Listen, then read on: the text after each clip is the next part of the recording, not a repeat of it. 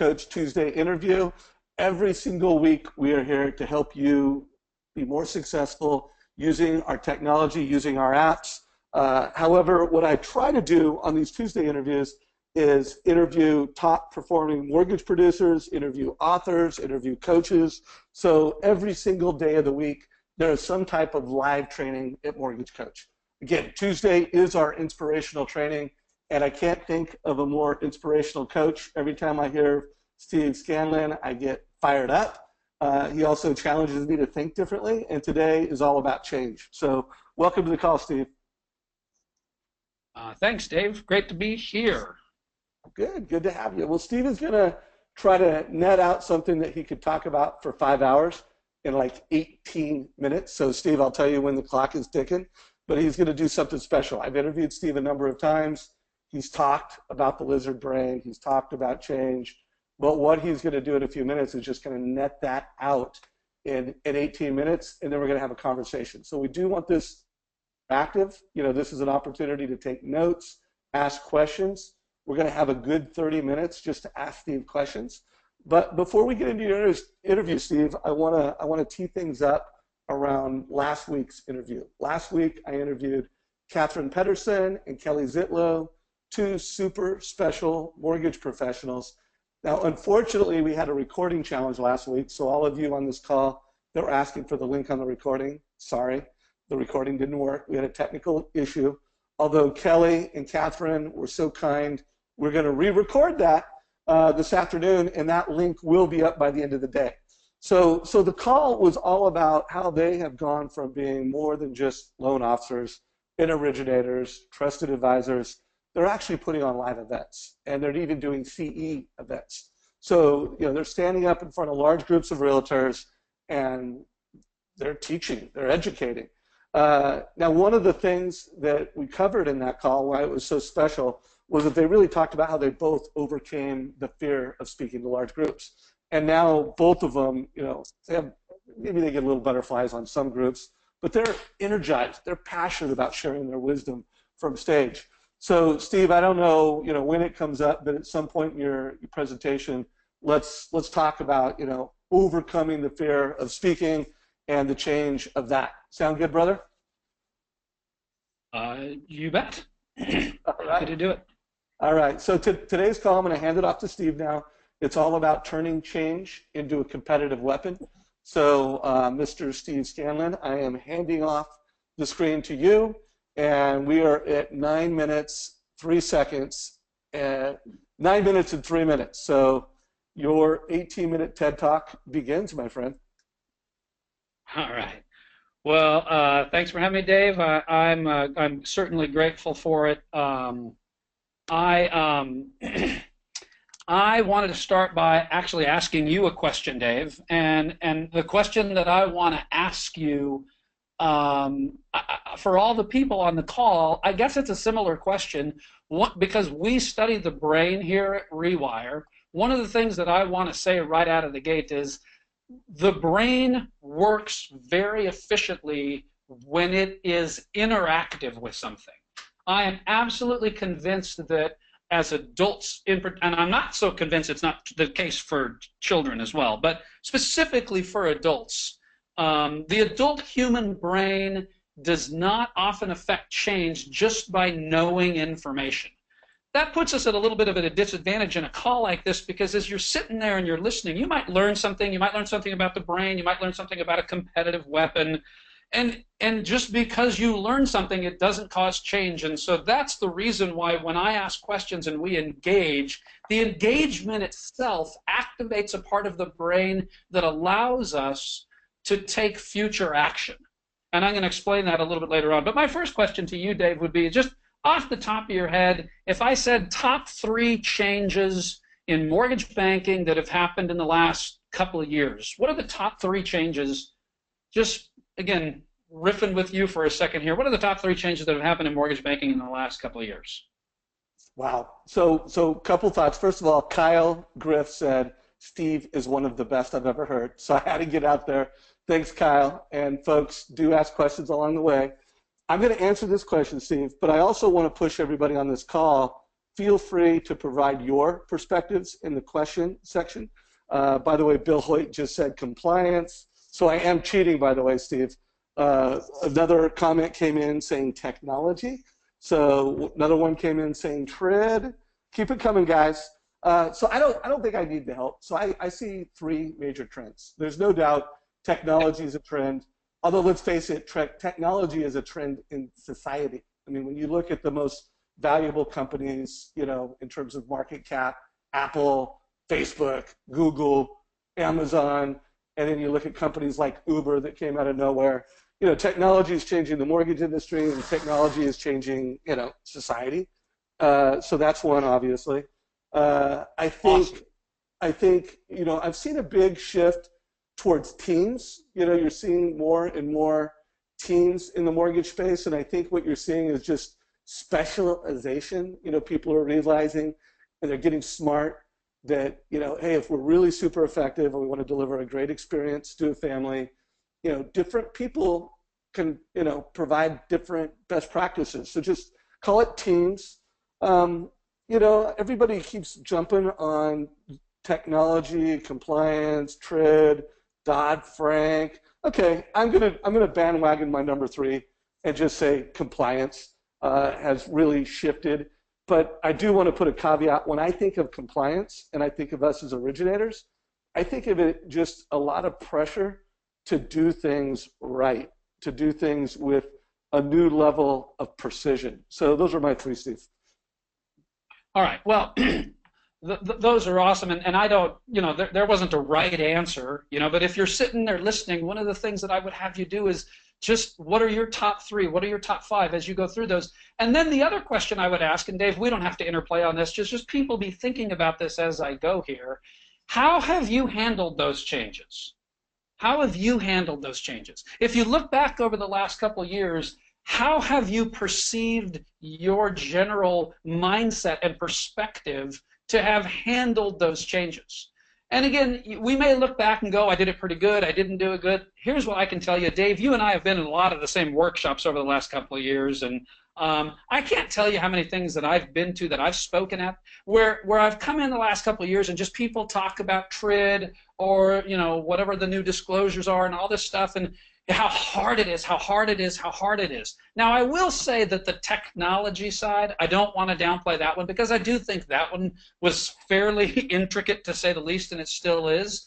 But with regard to origination, so we had to go explain two new forms to people. I guess what I want to point out is, in view of change, the human brain just doesn't do very good. It's not, change is typically a threat to us. So at the end of my little 18 minutes here, and Dave, you took two of them, so I still get 18. But by the way, I do want to point out right out of the gate, if you would recognize that your brain, and I say your, and I'm not trying to be accusatory, our brains collectively don't do change very good. When it comes, what if you could learn a strategy or a method to recognize that and see that? I mean, this is more of a competitive weapon than you could possibly imagine.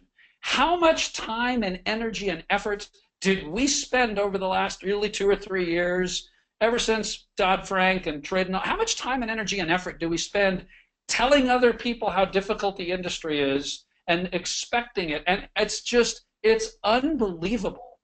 And in the end, after they've made a lot of these changes, you will note that, yeah, it was a little bit painful to do this, that, but you're probably explaining the two new forms to people within a couple of weeks. It's not that big of a deal, but we don't perceive it to be that up front, because change comes very, very poorly to the human brain.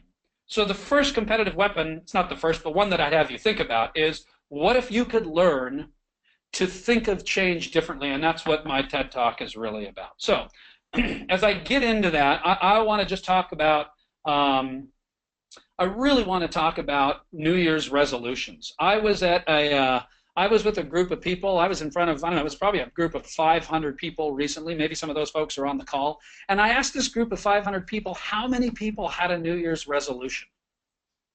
You know, and I'm asking this group of people. You know, I can't have you raise your hand or whatever, but how many had a New Year's resolution? Out of 500, I'm not kidding. I think I saw 10 hands go up. Like, we don't do that anymore. We don't do that anymore. And you know, and then with the 10 hands that went up, I kind of challenged them. I said, great, how's your New Year's resolution going? And I don't know, maybe 2 or 3 of them said okay, but for the most, they're like, yeah, I don't do it anymore. And that's why we actually, so many people don't even do a resolution anymore because we actually know we don't change. And so one of the things that the brain does is it says, rather than suffer again at the prospect of defeat, here's what we'll do. We won't even try. We won't even try. So again, I'm not a big New Year's resolutions guy. I do make them or whatever just because it's the time of year. But I would just point out, what are you thinking about when you do that? And so one of the things, just to kind of get us going here, and here's just a really quick slide if you're looking at your screen. Have you ever seen a gym on January 2nd? Now, whether or not people make the resolution, write it down, and have a tangible one, people are resolving, and health is a key one. I always find that interesting, right? It came after Thanksgiving and Christmas, and everybody on January 1st, it's like, okay, I need to get healthy. And so January 2nd at a health club is hammered. And we all laugh at that, and we go in there, and all these people go in there. And then here's a slide to kind of just show you what it looks like on January 3rd, or the day 2 at the gym. I mean, it's crickets. It doesn't take very long for the brain to resort back to what it always did. Yes, we can get excited about something for about a day, but we resort back to what we did. And I'm going to talk about why that happens. And my hope is the discussion, Dave, and really even this, you know, this TED Talk, if you want to think of it like that, this my little dialogue here. What if it didn't? What if you could attend a workshop, even attend our little webinar here, and the next one you did when you said, that's it, this is what I'm going to do. What if you could learn the secret to what it means to have sustainable change? But it doesn't come just because of enthusiasm and excitement. And we all know that. And I think we know that so intuitively, the excitement of January 1st, we get out there, we're like, we don't even do that anymore. Why? Because we know by January 2nd, so many of us go back, and this is what it looks like at the health club. It's crickets all over again. And so I'm not going to spend a whole bunch of time on the brain. I hope you guys can see the webinar and the slides that are going on here. At REWIRE, we talk about primarily 3 parts of the brain. And so we don't, you know, we're not going to get into all this brain anatomy and neurochemistry, and we're not, you know, what I've learned about that is that, you know, you can kind of dazzle people with some of the facts that you've learned about it, but at the end of the day, nobody really cares. You know, most people on the call right now are going, I got a bunch of emails and I got to go close loans and et cetera, et cetera. And so we can't really get too much into brain anatomy, but what you might care about, what you actually might care about is how the brain affects you. And so to that end, we primarily speak about 3 parts of the brain. The first part of the brain is your prefrontal cortex. Okay, this is, and again, this is all, if you want to, if you're a scientist type and you love this stuff, you can go study this for yourself. But your prefrontal cortex is basically this logic center. It's where you think and use language and planning, and you use reason. And I've been, as I do more and more workshops out there, and as my team in Baltimore, we're doing more and more workshops all around the country. I get entire groups of people using this language where they say, I know, I know. And we repeat that together. And again, Dave, on a webinar, I can't get everyone repeating that, but in your own brain, you should say the words, I know, I know. And the reason I like people to say that is because when you say I know, you are activating your prefrontal cortex. It means you possess knowledge, you get it, it's logical, it makes, so what I find interesting about a lot of workshops and trainings and teachings these days is that all this stuff does is appeal to the prefrontal cortex. So if I say to people, Dave, for example, hey, you know, if you were more consistent with your database, or if you consistently called on your referral partners, you'd get more purchase business, right? Everybody collectively would go, I know. And yet we attend these workshops and things and teachings, and we learn stuff like that, and we write it down as if we learned something. You already know that. You know that being consistent in your database or being consistent with proactive outbound calls to referral partners and these kind of things, you know that would be good for you. So just knowing that doesn't cause change. It's not bad to know it. And actually, I would say sometimes it's bad to know, because if you keep knowing that and not doing it, then a gap exists between what you know and what you're doing, and that's not usually very good. So the second part of your brain that I will talk about, not too much time here, but it's just the limbic system. This is an actual systematic part of your brain. Your limbic system includes things like your thalamus and your hippocampus and this part of your brain called the amygdala. In general, and this is a huge generalization, if I got any brain scientists on the call, they're going to laugh at this, but in general, your limbic system is where you feel. It's where you have emotions. So whereas the prefrontal cortex is I think, your limbic system is I feel. And folks, I just got to tell you, this right here, this part of your brain is absolutely where you take action from. You take action from your limbic system. It's because of how you feel. And by the way, you don't take action because of your limbic system. You don't not take action. You're not calling on people more consistently because you don't believe it or you haven't been shown it. And Dave, I'll give you a really great example. I know you're forever trying to get usage of Mortgage Coach up. And if you go out to a bunch of people and you say, hey, you know, using Mortgage Coach and the comparison part of it and the video, all the different components of this awesome software, you know this would be good for your business. And I bet a ton of your users go, I know. But if you go back and measure, still not as many users are using it. So your goal isn't, and I know this, it's not just trying to get people's prefrontal cortex filled up with knowledge about the effectiveness of your software. You're actually trying to get the usage up by helping people feel something. Maybe feel why they don't do it. And I'm going to go into the third part of your brain that actually, I believe, sort of supersedes both the prefrontal cortex and the limbic system. There's how you think and use reactions and emote. The third part is your reptile or your lizard brain. And you'll note down here, you can kind of see on our little logo here, you know, every part of our our company, we have these little lizards. When I go around the country now, I'm lizard guy, and we talk about lizard brain, and we spend a lot of time about the lizard brain, because the lizard brain, where the prefrontal cortex says I know, the limbic system says I feel, the lizard brain actually says I survive, and I respond. And survival actually supersedes all of it. So, believe it or not, your lizard brain is very active right now. Here on the call on Tuesday morning after Labor Day, you know, you're thinking about stuff. You might even be concerned about what the week is or how September is going to end, and you know, you might have some good things going on or whatever. But your lizard brain is active, and all of it is to promote survival. So in order to survive, okay, the brain does this really interesting thing. It actually does these four characteristics, it does these four strategies, if you will, to survive, and it's doing them all the time. Dave, I'm going to whip through them really quickly because of my little TED Talk here. I don't mean to take a break and like promote us, but come to a workshop near us and you will fully understand more thoroughly, I should say, just how the lizard brain works in you. But understanding the lizard brain ultimately, and you're going to see that as one of my competitive weapons as I offer them here in the end. Okay, so the lizard brain, fight or flight, it's the unconscious processing, et cetera, and it's where you survive.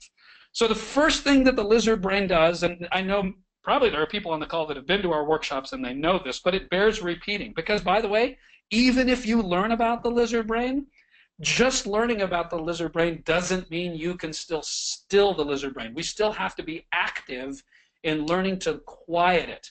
And by the way, the lizard brain, you could go online, you could go, go on to TED. If you went and did a TED Talk, you'd see Seth Godin has a whole talk on the lizard brain. And he uses the language we need to learn to quiet the lizard brain. At REWIRE, we say still the lizard brain. You can't kill it, because half the time the lizard brain is saving your life by keeping you alive. But if it rules you, then you're going to do change very, very poorly.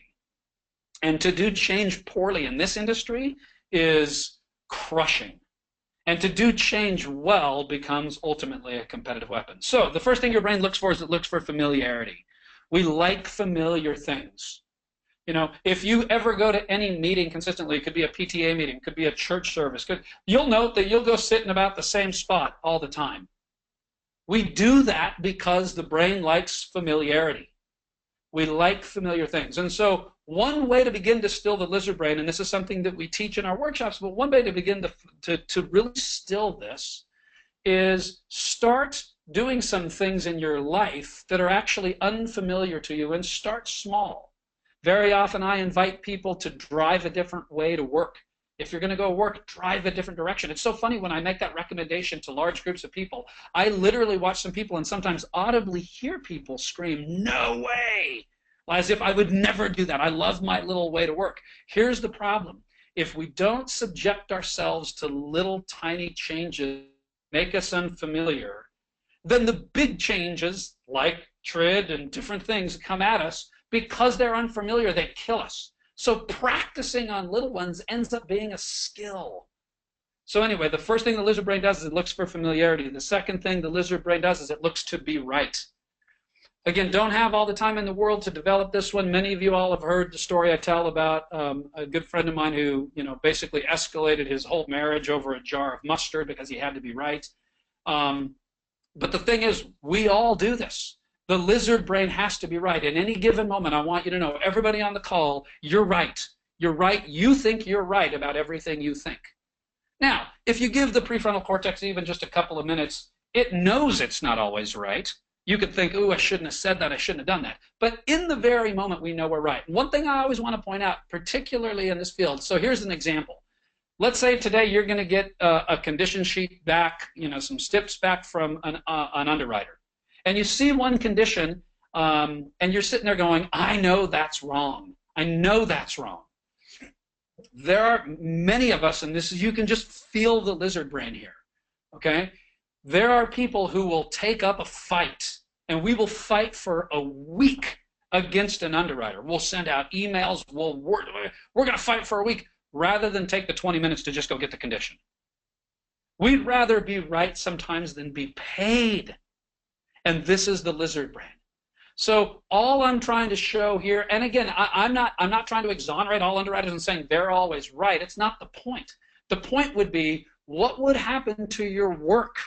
What kind of competitive weapon do you think you would gain by understanding this be right part? What if you had a different equation in your head? Do I need to be right here, or do I need to have peace? Do I need to be right, or do I need to be paid? Do I need to be right, or do I need to have relationships with people? And so I'm not saying there isn't a time to be right. I'm not saying that at all. I'm just saying it's a competitive weapon to actually challenge yourself as to whether or not you always have to be right. And by the way, Dave, I absolutely believe that this is a whole lesson on time management. If more people would put down being right, the amount of time they'd save would be off the charts. So that's the be right part. The third component of the lizard brain is we long to make habits.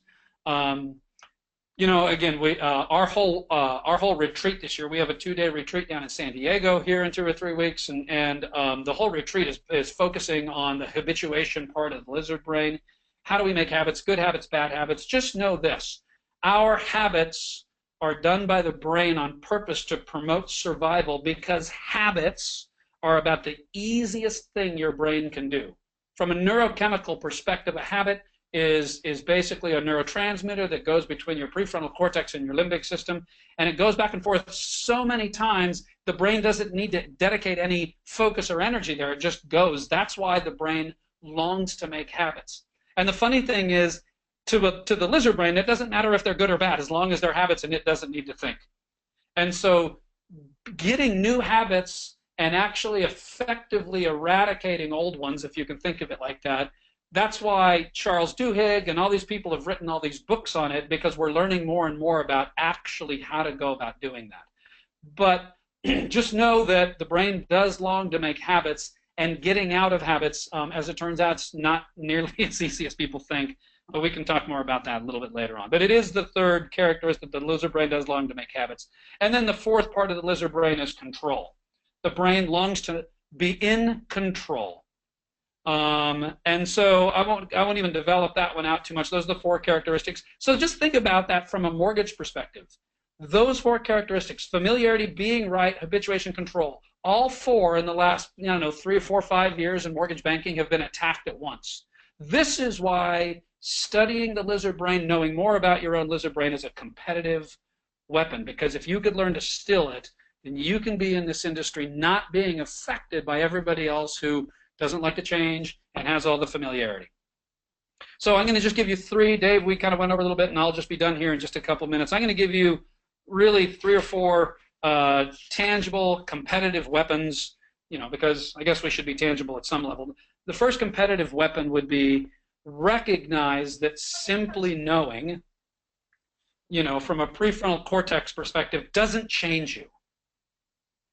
It does allow you to turn change into a competitive. No, just when knowing stuff doesn't change you. If you knew that every time you say I know in life, it could be a trigger for you, because it's not about what I know. It might be how I feel, and it might be how my lizard brain responds to what I know. This changes you. So number 1 weapon is the recognition that knowing doesn't change you. Number 2 would be develop an awareness around your emotions. Develop an awareness around your emotions, and how they make you feel, and the way that actions and activities make you feel. You will be so much closer to taking actions when you look at the emotions behind them than just the logic of it all. And this is really the field, Dave, of emotional intelligence. I mean, by now, countless books, and I'm sure you can take classes at Yale and Stanford and Harvard and whatever in emotional intelligence, because now we know that people that deal well with their emotions become more successful, move on, do better things. And so developing an awareness around how you feel becomes ultimately a competitive weapon. And then lastly, learning to still your lizard brain. Learning to still your lizard brain. Okay? The lizard brain regulates, both the limiting and opening, your capacity to take all of this stuff and make it a competitive weapon. And so are you always trying to be right? Can you actually know and feel what it's like to not be in control and be okay with that? Because the lizard brain so doesn't like the feeling of not being in control. It's not about teaching you to be in control, for example. It's more about teaching people to being okay by not being in control. I don't know if you all have noticed, but a lot of life is out of your control. And actually, what we're working with people on isn't to get them back into control. It's teaching them to be okay by not being in control. And that's so much more a weapon. So learning to still our lizard brains ultimately is a competitive weapon. And then lastly, Dave, I would say, I'm stuck here. Hello. I'm stuck. Ooh, there we go. The last one is get physically healthy. I had to just sort of choose one, and bro, like all these others, I could have gone on for a long time. I just picked one. REWIRE, as it turns out, is an acronym. The name of our company, it's an acronym. It stands for the 6 different strategies that we've seen that people actually still their lizard brain with. It's on our website. You can go to rewireinc.com. You can actually sign up for our Wire board. I mean, we publish articles weekly on all of this material. And REWIRE is an acronym. It stands for rest, enjoy, wellness, invest, release, and execute. And so that wellness part, I just had to choose one, and it's just one that I see that's pervasive in this industry.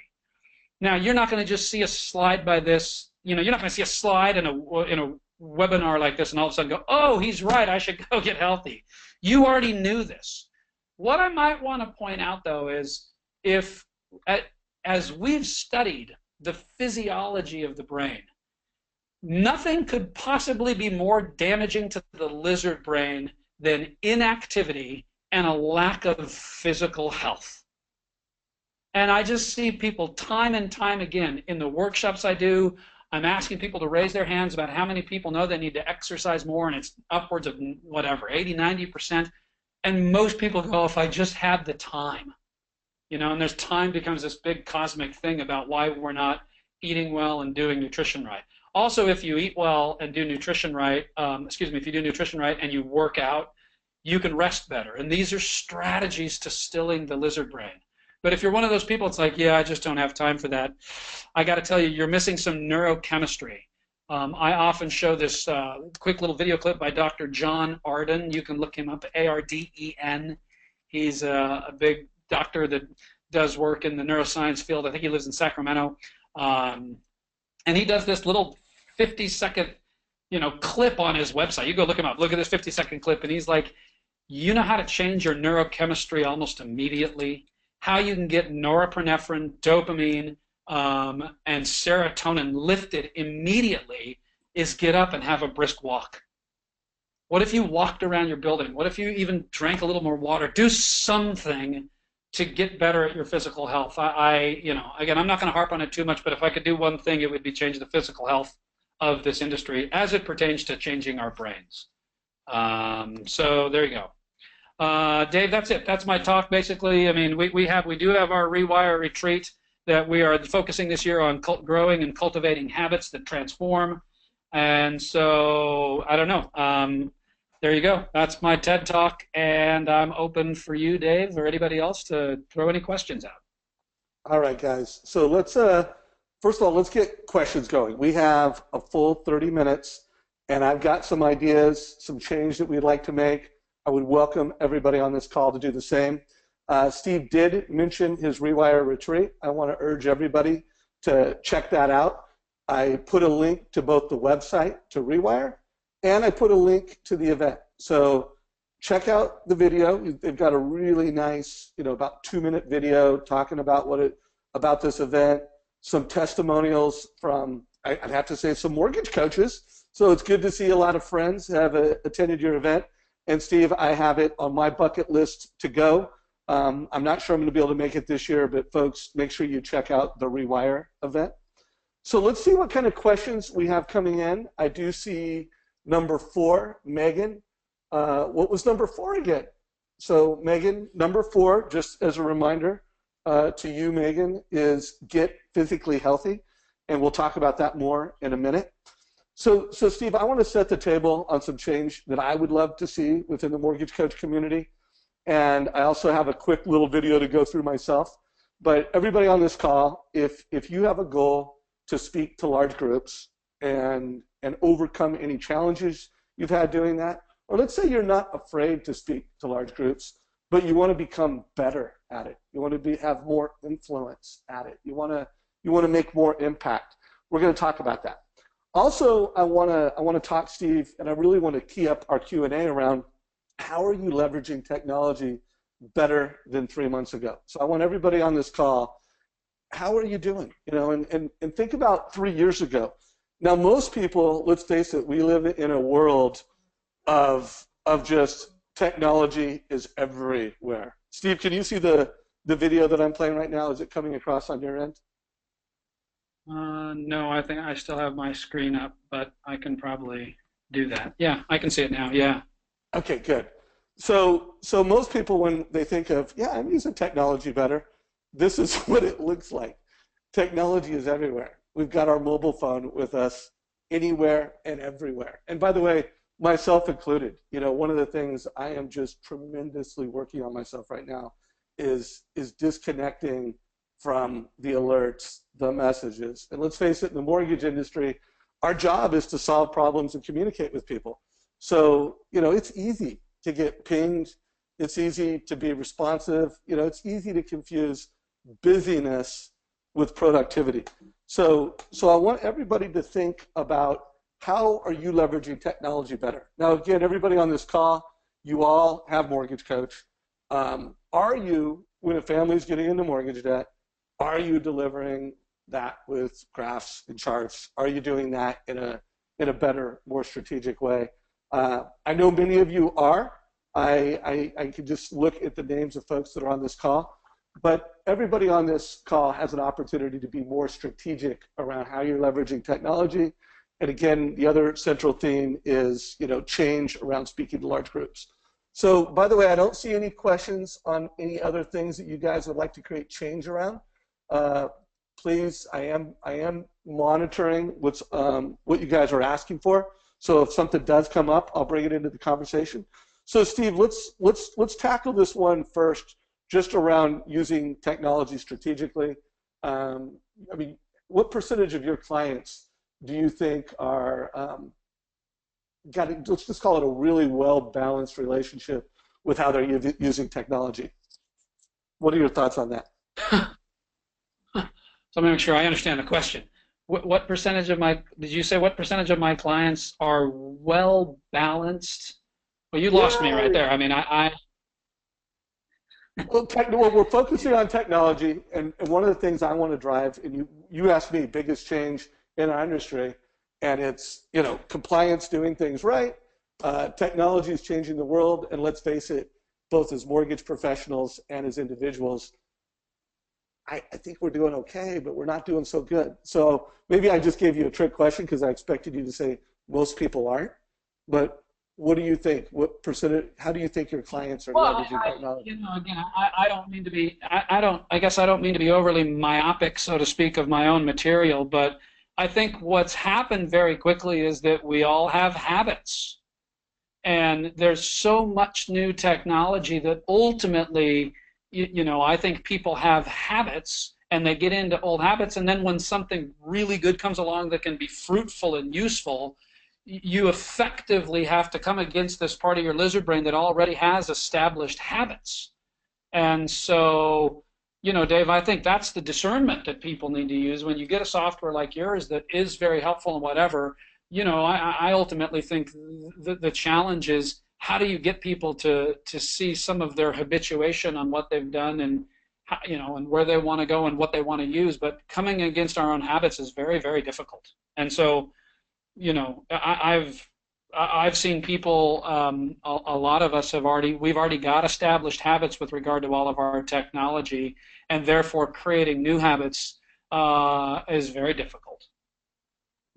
If there was, and again, I don't want to oversimplify it because I know you won't do it, but if we could provide, at least get people started with a playbook to make change, rewire style, what does that look like? I mean, I've asked that question of a lot of different leaders, a lot of different coaches, but when I ask that of you, from a rewire perspective, where does it start? You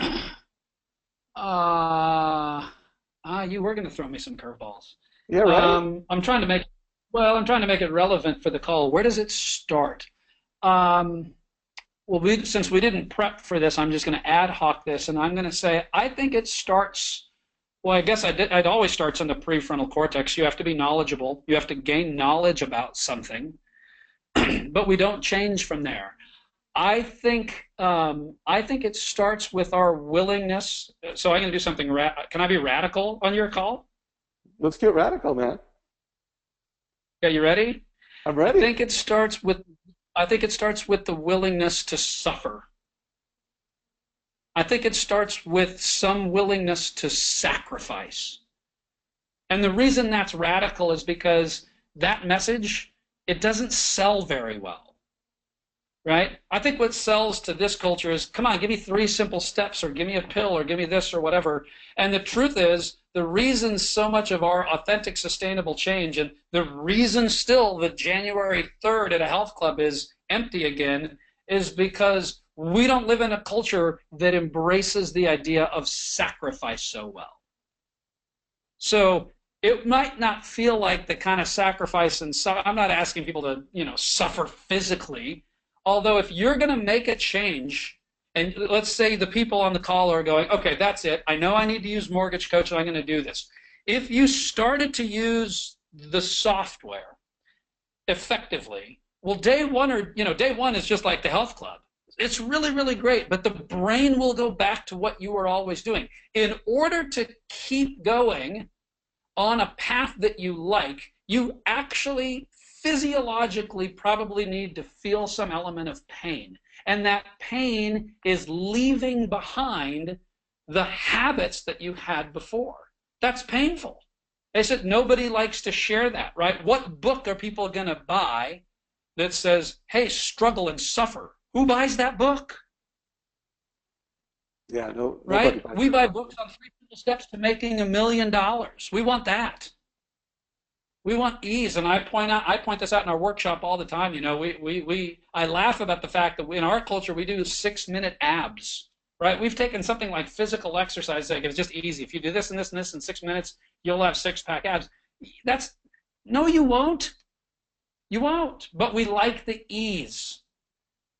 and we like the pain-free way. So again, that's why I say it's a little bit of a risk in this call. I mean, there's people already going like, yeah, I'm out. I don't want to struggle. I don't want to suffer. Well, our unwillingness to struggle and suffer can never kick off a new habit because we'll just resort back to what the brain feels good about. How's that sound?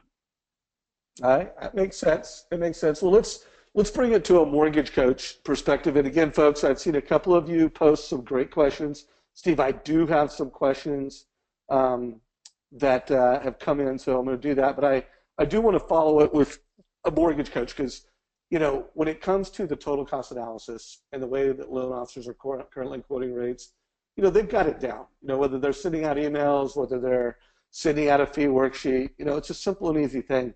And one of the things I always tell folks, at least when it comes to mortgage coach, is that, hey, your first time you do it, it's going to be tough. It's going to slow you down.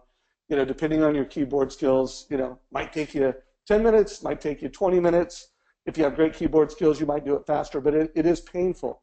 So, I mean, this concept of, oh, you have to sacrifice, but at least from a mortgage coach perspective, anybody that's on this call that hasn't taken action, you know, when you say, hey, you have to be willing to suffer, like if someone's on this call and they're like, hey, I know I should do this, I want to do it, could you make that a little more actionable? I mean, what does that mean? And what could we at least tell folks on this call to get them to, you know, be a little more prepared to create the habit this time around? Well, there's a wonderful field of study these days around the concept of mindfulness or awareness for anybody on the call. If, you know, again, you can use Google or whatever and go out and search mindfulness and you'll get millions of hits these days on people teaching people mindfulness. I'm not telling people to suffer needlessly. I'm just saying if you want them to use the mortgage coach application, the only thing that can actually do that, and I know this sounds a little bit like Nike, is actually go use it, but pay close attention to how it makes you feel to actually leave other stuff behind. So Dave, to make that really relevant, there is a gentleman, I don't remember the exact name of his company, he's in California. He does this month-long quit smoking program, and he uses a lot of these techniques around rewiring your mind because that's obviously how you're thinking about it and stuff like that. And for the first 2 weeks of this month-long training, you know what he wants you to do when you come in? Smoke. Smoke like crazy. Isn't that funny?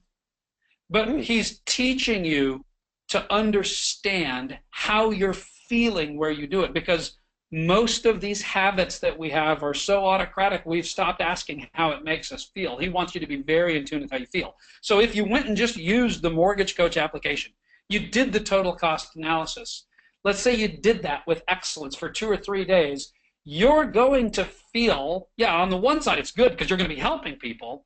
On the other side, you didn't get to do some of the things that you normally do. And being aware of that, and that's the suffering right there, right? So if you go back to my little analogy of working out, when you go work out, that means you don't get to sit on the couch, which, by the way, let's all be honest with one another, it just feels better. It just does. And both physiologically and mentally. So anytime we do something new, the lizard brain is screaming, no familiarity. Me like familiarity. Me like my old habits.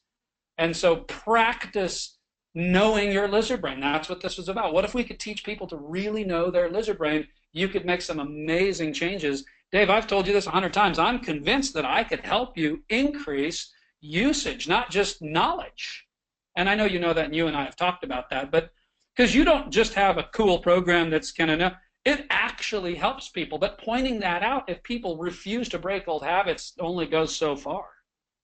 I like it. So by the way, your first message is, and by the way, when we train, we're always like, look how easy it is. You can do this. See how easy it is. You know, kind of your message is, no, it's not easy. It's hard. It's going to be painful. But if you make the commitment, if you make the sacrifice, if you're prepared to sacrifice, you can make the change. I mean, isn't that kind of like what you're saying? Yeah, and in fact, all these slides that you have on how easy it is to use Mortgage Coach, just do me a favor. I mean, you and I aren't talking business right now. Add one where somebody's doing something other than Mortgage Coach, and put that slide in there and go, yeah, for the 10 minutes or 12 minutes or whatever it takes to do a total cost analysis, you won't get to do this. And that'll be not Ooh. good feeling, but you'll live. Hey, we're learning, Because man. I'm here to learn. I'm only taking notes. address, but dude, if you only address the ease, by the way, the prefrontal cortex will go, yeah, I know. And knowing doesn't change us. Facing the challenge and facing the difficulty that we're going to have to put down something, and it'll be okay. And it really will be okay, but we must face that. I love it. I love it. So everyone, and Mark Thompson, thanks for putting this in chat. Steve, I think you've connected. If you want authentic, sustainable change, it takes sacrifice. So folks, if you've got nothing but that away from this, and the fact that, getting healthy, getting moving, take more walking meetings, I think that would be a good, I know, Steve, you don't believe in the magic pill, it's always just one base hit at enough, one base hit at a time, but I think you've hit a couple base hits here. So let me go through and read some of the comments that have come in. So it said, I might need to take, so this came in from Bill Hoyt, by the way. I might need to take inventory on what practices I'm doing today and cut out old, outdated habits and how I'm talking to myself.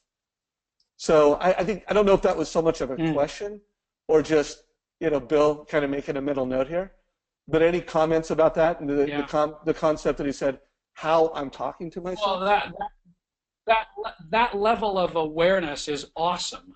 Just the willingness to subject yourself to your own analysis and say, hey, I wonder if some of the things that I'm doing, because the be right part of lizard brain, everything you do to market yourself, whatever I want you to know, you think it's right. You do. Being willing to step back and say, I wonder if there are things that I say, the things I do, I at least be willing to analyze that objectively.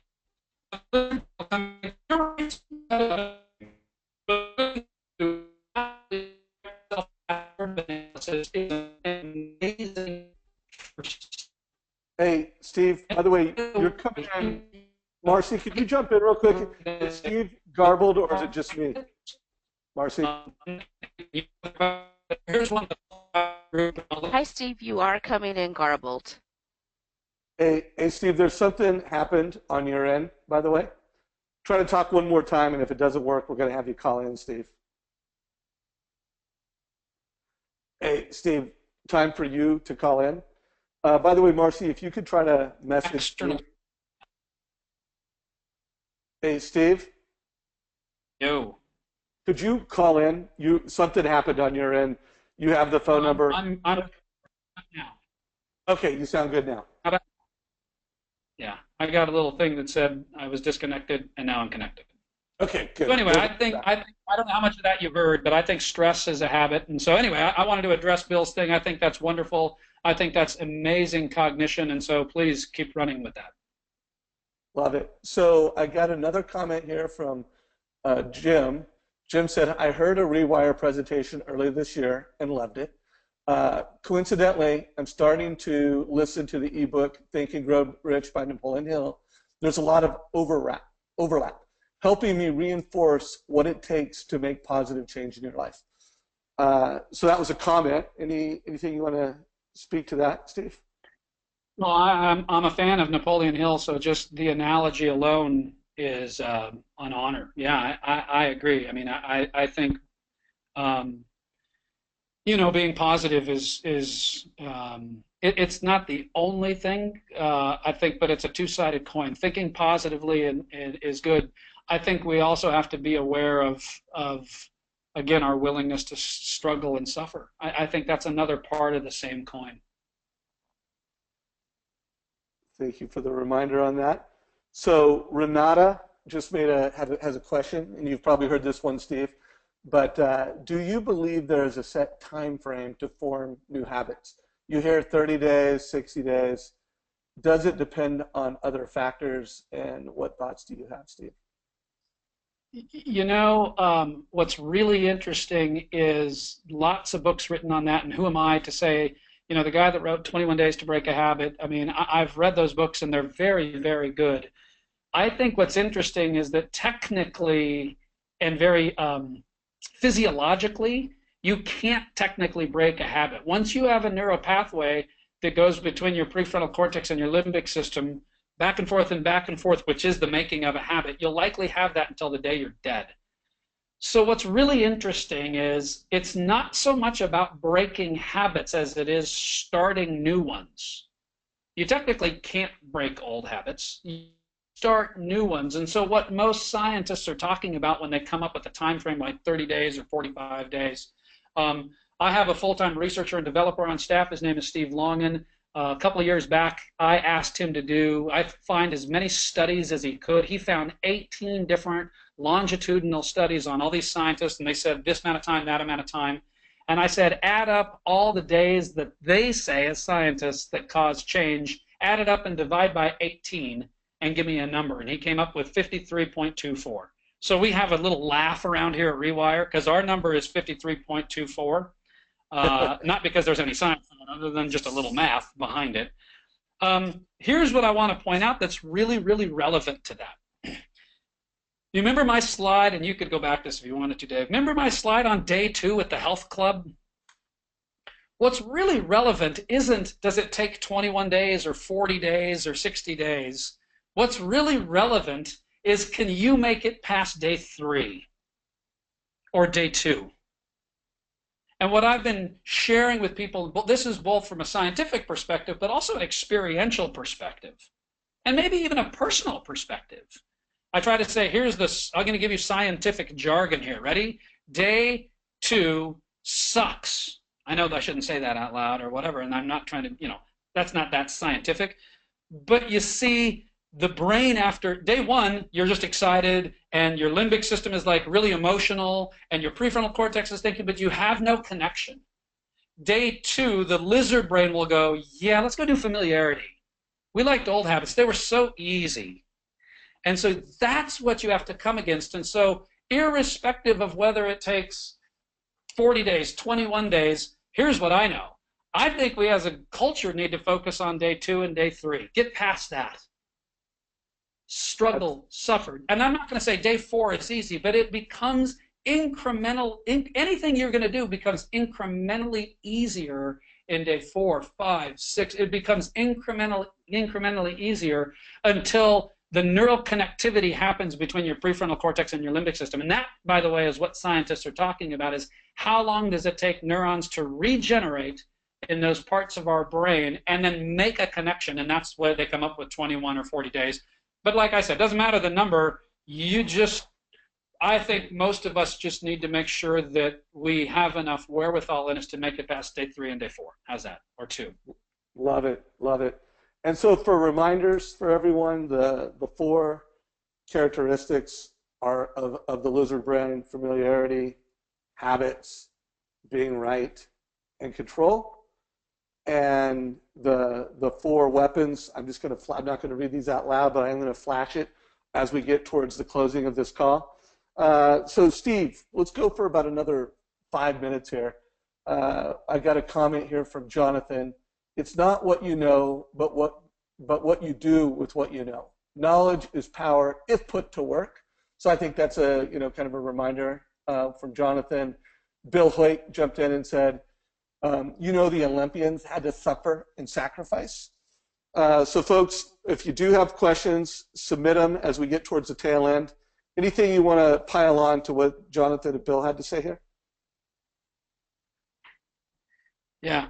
Well, it's not what you know, it's what you do. I like that. I think that's right. I just, that alone might not get you doing. I actually think more from, if you think about emotional intelligence, it's not what you know, but it might be how you feel that gets you doing what you do. And so that's why we do so much work in the field of emotional intelligence, is because this is a field of study when people become more emotionally intelligent and they measure their EQ and they're growing, that creates more action than just prefrontal cortex. And so I don't mind that as a saying. It's not what you know, it's what you do. I would just maybe add a little really starting to understand why you feel what you feel. And by the way, how some of those feelings you have made habits around, you know. So anyway, Dave, what else? Well, I think, the big, at least for me, a takeaway that I need to think about as a trainer and someone who wants to create change with folks is this, just the concept in the belief that authentic, sustainable change does require sacrifice. And as a trainer and a coach, don't be so afraid to talk about it. I'm just kind of, while we're having this call, just doing some, just self-analysis when whether it's when I sell Mortgage Coach or when I train around Mortgage Coach, it's easy. Well, maybe after you've done this 20 times, and to your point, the third one is easier than the second one, the fourth one's easier than the fifth one, but the first two suck, and so I got to think of some slides, Steve. You challenged me. One of the slides I'm going to put, I'm showing these screenshots of, look how easy it is, look how cool it is. But sustainable change requires suffering. So one question I throw out to everybody as we wrap this up: what are you prepared to suffer for over the next 24, 48 hours? Because let's face it, it's been a great call. I think everybody's got takeaways. Everybody appreciates Steve. But let's face it, if we don't take some action over the next 24 hours, are we going to get value from this call? So think of the one thing that you want to change, that you're willing to sacrifice for, and then start thinking about how much are you willing to sacrifice. So Steve, you've got the last 2 minutes of the call. Let's wrap it up within 2 minutes. How would you like to end the last 2 minutes of this call? Well, I don't know. I think we've talked about the sacrifice and suffering. I want to bring up one thing that you brought up at the beginning. Kelly Zitlow, who you interviewed last week, is a close friend of mine. And she's awesome, by the way. And you did mention public speaking. I don't mind addressing that really, really quickly. And Kelly's a wonderful public speaker. A lot of people want to know how to do that. But if, overcoming the fear of that, if that's not a case for really going deep on emotional intelligence, what is, right? Don't you find it funny, Dave, that a lot of people want prefrontal cortex tips to overcome what ultimately is a limbic system problem? In other words, if we could just do this, and I always hear things like that, here's advice, picture everybody naked. Don't do that. I've tried, it's bad. It's a really bad idea. Or they're looking for tips and just do this or that. Really, if you want to be a better public speaker, if this is something you want to grow in, then know your lizard brain really well and get good at emotional intelligence, because your EQ is what's holding you back, not your IQ. Right? You can buy a book on public speaking, and it can point out all the tips and techniques, but you might not become a better public speaker until you deal with the emotional, mindset behind it. And, Dave, in the future call, if you want to do, EQ and speaking, or because I do a lot of public speaking, and if you want to do one like that, I'll be happy to come back and we'll make a whole call on the emotional mindset of public speaking, or something like that. I'm happy to come in and do that. I love it. Yeah, let's plan on having you back. Everyone, let us know what you thought of today's call. On a scale of 1 to 5, did we wow you and surpass expectations? Good takeaways. If you are a guest on this call and you want to learn more about Mortgage Coach, click the last option. So let us know what you thought of today. Also want to remind everybody that every single day of the week we are doing live training. Tomorrow is our mobile conversations.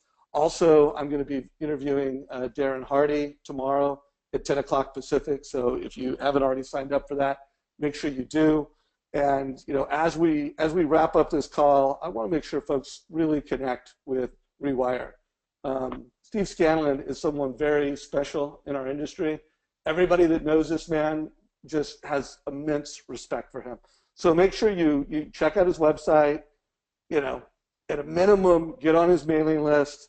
At a maximum, go to one of his life-changing events. Everybody I've ever spoken to that's been to one of his events is just super grateful.